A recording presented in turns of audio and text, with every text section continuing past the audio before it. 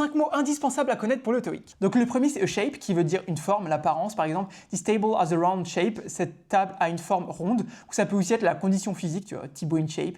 She is in good shape. Elle est en bonne forme. Ensuite on a le verbe to shape qui veut dire donner une forme à quelque chose. Par exemple, he shaped the clay into a bowl. Il a façonné l'argile en un bol. Ou ça peut aussi être influencer, façonner, tu vois, des idées, des comportements. Par exemple, your habits shape your success. Tes habitudes façonnent ta réussite.